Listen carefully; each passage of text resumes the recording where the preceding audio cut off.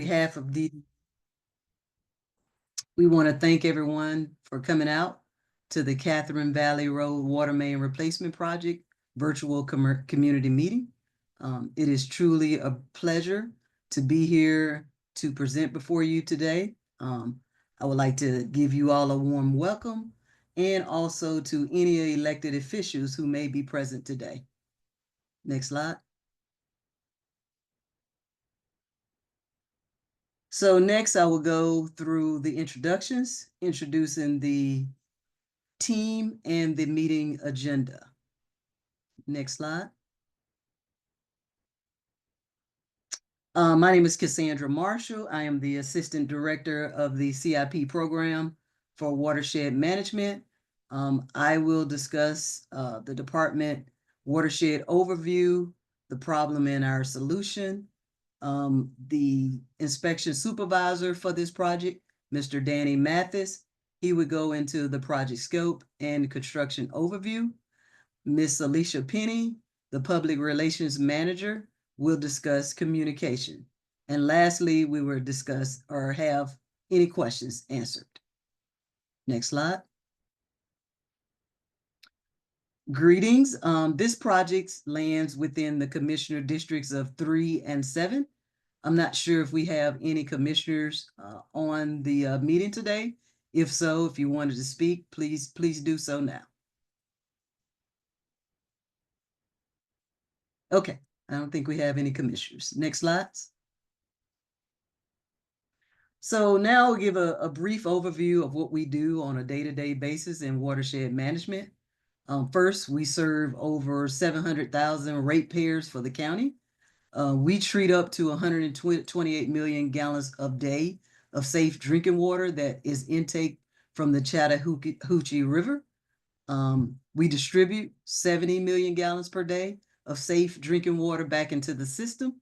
And then we treat up to 56 million gallons per day of wastewater. And this is all done through our collection and wastewater water distribution system, which is roughly 5,000 miles of pipe that is managed and maintained daily by our DWM staff. Next slide. So why is the county replacing the pipes? Just quite simply, we want to reduce water main breaks, and we want to improve customer services. And ultimately, in the end, it will be better for the communities and for future generations. Next slide. So in addition to DWM staff, we are also supported by a program manager, which is AECOM.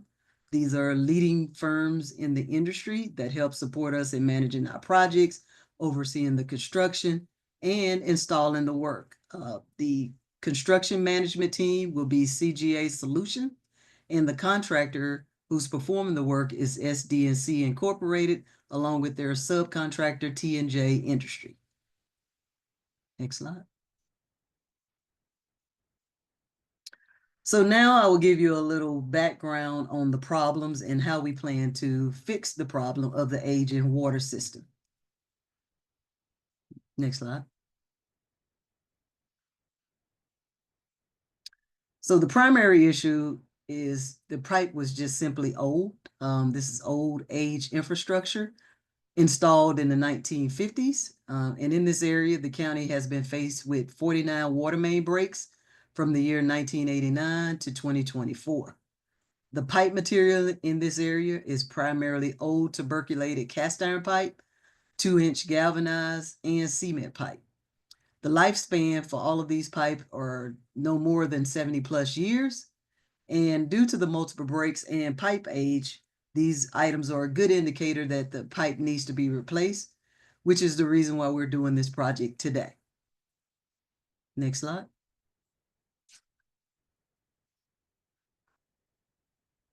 So the capital improvement program. So what does a CIP stand for? I mean, it's a project that can help maintain or improve an asset. It can either be new construction, an expansion, renovation, or replacement of an existing infrastructure. Earlier this year, the Board of Commissioners approved a new CIP program for $4.27 billion for projects to be completed from 2025 to 2035. The Katherine Valley Water Main Replacement Project is a $1.8 million project that is included within that plan. My team, the CIP team, is responsible for getting that work done. My team includes two DWM construction managers and 12 licensed inspectors. Next up in the presentation, you will also hear from the DWM inspection supervisor, Mr. Danny Mathis.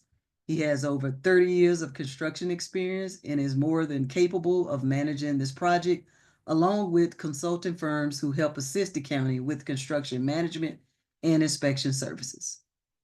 But what we want you to know is we're here to help. We want to reduce or eliminate emergency repairs. We want to stop the breaks. And ultimately, we want to protect the environment. Finally, after this project is completed, it will improve sustainability to the system. These improvements should last a minimum of 100 plus years. Next slide. You will now hear from Mr. Danny Mathis, the inspection supervisor for the project. He will give you a little background on the project scope and construction overview. Thank you, Cassandra, for the introduction. And again, welcome to this slide. Next. Okay, planned work includes, we're going to be installing nearly 4,700 linear feet of 8-inch DIP water main, including service lines, hydrants, valves, pavement restoration, water meter boxes raised to grade. The trench will be milled and resurfaced once the new main is installed, is completed. The existing 6-inch water main will be abandoned in place and filled with non-shrink grout. The site conditions will be altered from the existing. All disturbed pavement and landscape will be replaced in kind. Erosion control BMPs will be installed throughout the entire water main alignment. No more than 1,000 linear feet of trench will be open at one time and must be filled and covered daily. Next slide. Roads affected on this project. We're going to have about 100 to 150 residents impacted. We got Katherine Valley will be impacted. Nicholas Lane will be impacted. And Yucca Drive will be impacted. Next slide.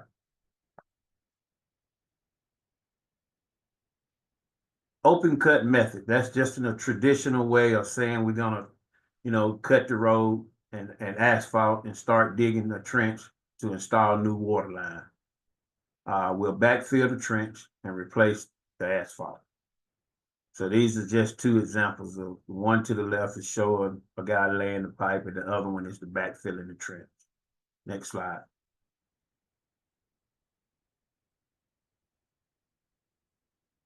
Scheduled activities. The notices should have went out May 6th. You should have got a door hanger or something on your mailbox stating, time frame when we're going to start project. Today is May 15th, so we're having a community meeting. The contractor will mobilize May 19th, start construction May 22nd. Final restoration paving should be done by October 2025. Construction ends December 2025. Next slide. Boots on the ground, that's my team. They'll be responsible for the construction activity. We will ensure that erosion and sedimentation controls are in place, ensure proper installation of pipe. We will handle customer complaints. We will coordinate with other municipalities. Traffic control is maintained, and we'll ensure safety measures are followed. Next slide. So the picture on the left is the before pictures, and the picture on the right is the after picture. The picture on top, because Nicholas was freshly paved, we're going to be paving the whole lane. Depends on the age of the other streets, we're probably just going to pave the ditch. Next slide. And now you'll hear back from Ms. Cassandra Marshall. Thank you, Danny. I will now address community concerns and what the community should be aware of. Next slide. Well, unfortunately, what comes with construction is inconveniences. We want to try to minimize those inconveniences. What you're going to see is a lot of construction traffic, foot and vehicles, large dump trucks, and heavy equipment. There will be construction workers, county employees, and contracted workers throughout your community. There will be material and equipment deliveries by means of large tractor trailers. Crews and flaggers will guide these large vehicles in and out of the community. What also comes with working in the area is the parking issue. There will be vehicles parked alongside the streets and along the work zone. However, work zones will be delineated by means of orange cones or barrels. In addition, as a security measure, all county contractors and county employees will have an identification badge and marked vehicles. There will be increased noise in the areas due to the equipment backup alarms, heavy equipment usage, and saw cutting of the asphalt. Our typical work hours are from 7 a.m. to 7 p.m., Monday through Friday, and sometimes on the weekends. Residents will always have access to their driveways during construction, and notifications will be distributed prior to any water service disruption. One last item you may see is silt or dirt on the streets from the construction activities. However, the contractor is responsible for keeping the streets clean and swept daily. Next slide.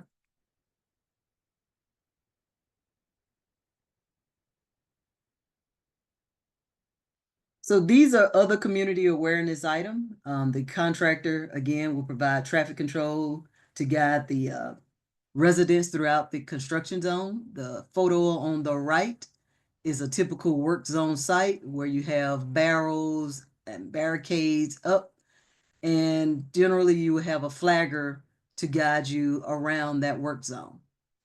Secondly, the contractor plans to only have one crew working on this site. The plan is to start at McAfee Road, heading down at the connection of McAfee and coming into Katherine. There will be no laydown area for the contractor. He plans to haul in materials daily for what he needs to do for that work for that day. Planned outages. Typically, we only have one or two types of planned outages, and that's when we're doing the service line transfer to the meter. This typically takes up to 15 to 30 minutes per home to do. And on occasions when we're doing cut in and cutting plugs, sometimes those can last a little longer, for 4 to 8 hours if needed. Next slide. So this next slide is also another means of communication. On the bottom left of the screen is an example of a sign we require all of our contractors to install prior to starting work in the area. These signs are placed in the view of the line of the traffic on every street impacted at a minimum of 72 hours prior to starting construction. And on the bottom right-hand side is a generic county contractor sign that we place on unmarked company vehicles. Otherwise, vehicles must have a company logo. However, all cars on the county project site must be marked and identifiable as a security measure. Next slide. Next, you will hear from Ms. Alicia Penny about public communications update. Good evening, everyone. My name is Alicia Penny, and I'm the Public Relations Manager for the department. And I've been with the department for over 20 years, providing community outreach and communications.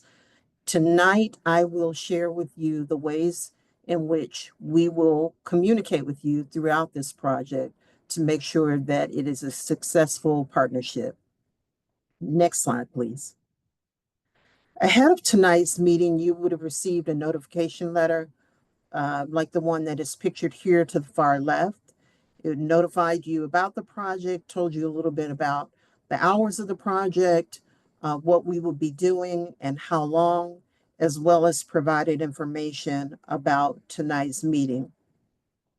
Going forward, 48 to 72 hours before any major work or any change in activities in your neighborhood, you will receive a notification letter such as the one shown here, or a door hanger notifying you of any changes or things such as a water outage. You will get a letter or a door hanger such as the one listed here or pictured here. Other ways that we will communicate with you is through email. And so we want to provide regular project updates by way of email. And I want to ask if you would please place your email addresses in the chat so that we can capture your email addresses and add them to the distribution list so that we can provide you with updates about the project, or if there's any emergency communication that we need to get to you, we will share that also by way of email.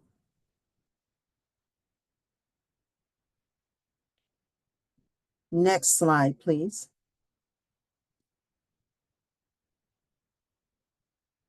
These are the touch points and ways that we will communicate with you throughout the project. We have a project hotline. I will share that information a little bit later on that phone number and email address. We also have a dedicated website for capital improvement projects and a dedicated web page for the Catherine Valley project. There you will find tonight's presentation. There will be a recording of tonight's meeting that will be posted there, as well as maps and other information about the project. We will also use social media to update you about the project, and that's through Twitter or X, as well as Facebook. And finally, for the general public, we use news releases to get information out to the public, especially if there's going to be any type of traffic disruption to the area. We use Nextdoor. We did a notification on Nextdoor ahead of this meeting. We will continue to use Nextdoor as a way to communicate. As Ms. Marshall mentioned, we have project signs in the area. We have the contractors available. And finally, a FAQ will be listed as well on the web page. Next slide, please. Here we have the QR codes for all of our ways of communication that I mentioned to you. We have our Facebook, X, Nextdoor. We also have a YouTube channel, and this presentation will be posted on the YouTube channel. And finally, the CIP projects page that I listed, or that I mentioned, excuse me, is listed here as well. And I will pause for a moment if you want to capture any of these QR codes.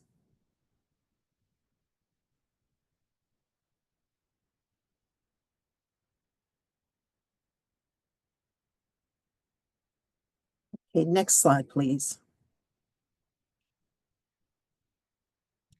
Here we have some important contact information for the project. As I mentioned before, we have a project information line. It's a 1-800 number. You can leave a message there, and 24 to 48 hours after leaving the message, someone will return your call.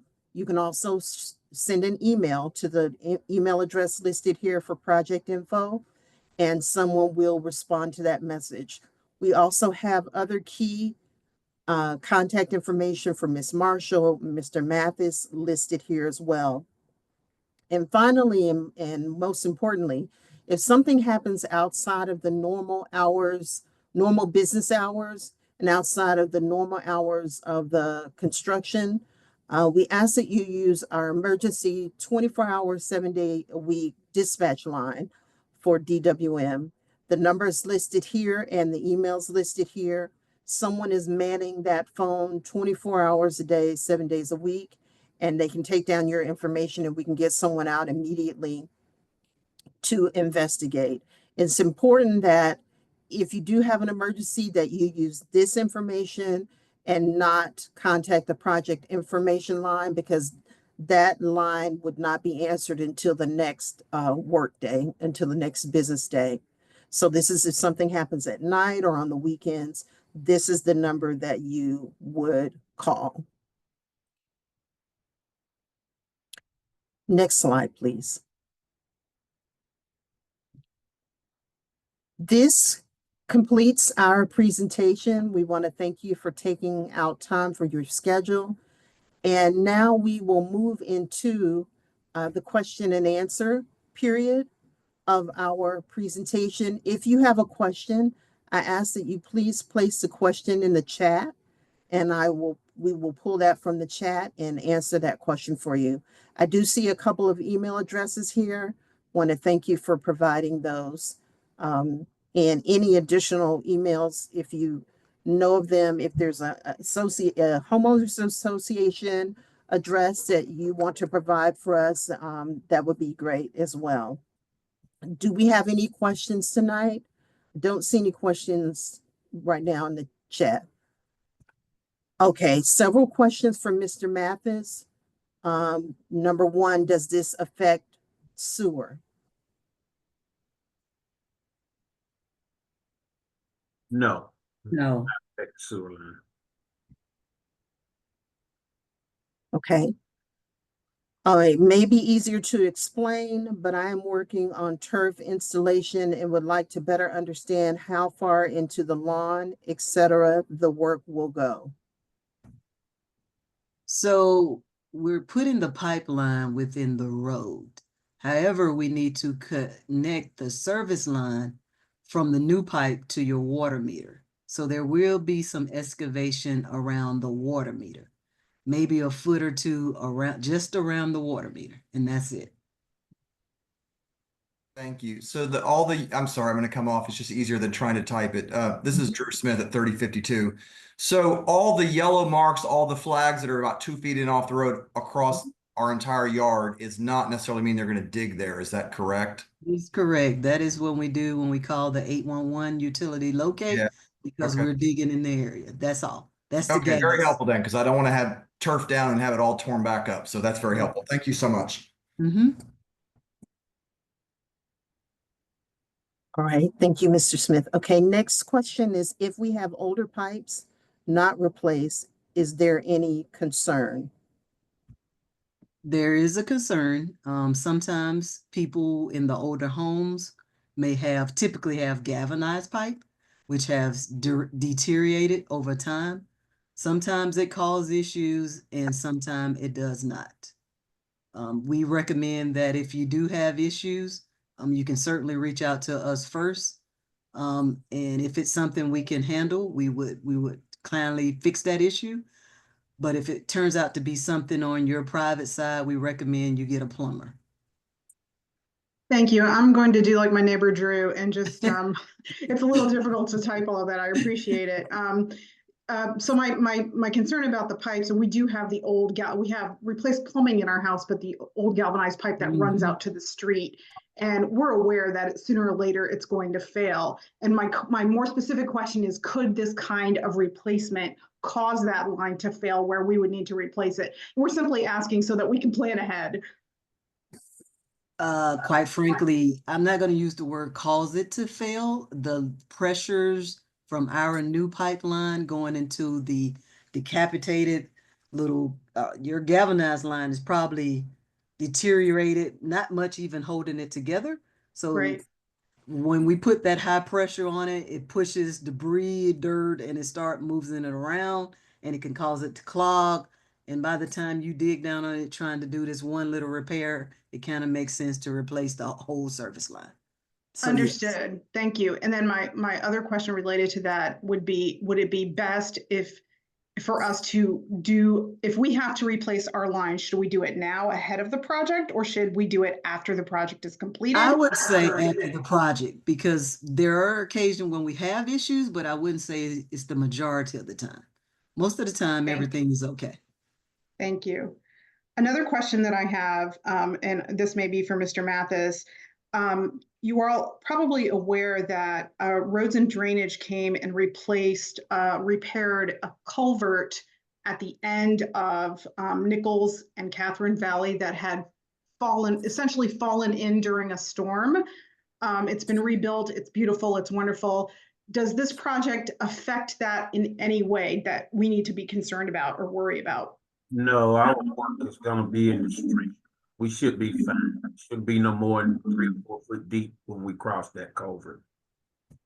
Thank you, Mr. Mathis. And one more question for you. The company that came out and did the yellow staking, presumably of the gas lines, several of us have been concerned because we don't think those lines were staked correctly. And we say that because the lines had been staked before in different places. They do not line up with our meter. One of my neighbors had the company come out and review it, and they redid it. When I contacted Atlanta Gas and Light, they basically blew me off and said, "Oh, we didn't put stakes in your yard." And I sent them pictures of the flags in my yard. So some of us are concerned that those gas lines are staked incorrectly. And we kind of thought, well, we'll just wait till this project starts and we'll talk to you about it then. So we just wanted to put that out there.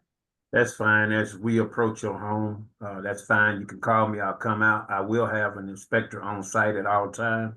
What we typically do when they mark those utilities, we pothole for them. If we don't find them, we call them back to locate them correctly before we even start to go past them.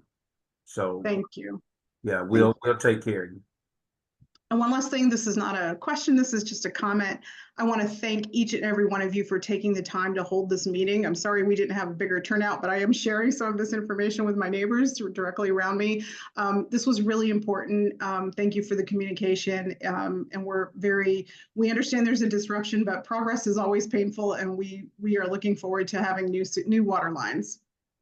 Thank you. All right, thank you so much. I see a few more questions in the chat. I just had my water line replaced. Will it be an issue? No, then if that's the case, typically you probably had it replaced with copper, so it should be perfectly fine, no issues. Okay. And Mr. Smith said, can you clarify typical work hours again, please? The letter said Monday through Friday, 9 a.m. to 5 p.m., but I recall seeing 7 a.m. to 7 p.m. on your slide. With that difference between the letter, can you also repeat, is the work still only Monday through Friday? So per our contracts with our contractors, our typical work hours are from 7 a.m. to 7 p.m. However, we don't really recommend that they fire up equipment until around 8 a.m. So the contractor is planning, probably will be on site 7 a.m., 7:30-ish, ready to start work at 8 a.m. And Monday through Friday that's our typical work hours. Sometimes the contractor, depending on schedules, may request to work on a Saturday and Sunday only if it's an emergency. So the information in the letter is incorrect. Is that good, Drew? Yes, thank you. Yeah, that helps. Thank you. Appreciate it. Okay, do we have any other questions? I don't see any other ones in the chat. Any other questions?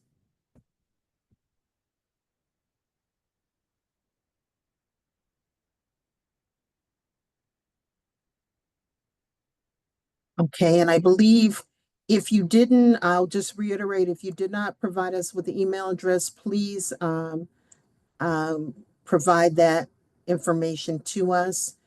And not seeing any other questions, we want to thank you. You're thanking us in the chat. We want to thank you for taking time out of your schedule. I'll turn it back over to Ms. Marshall.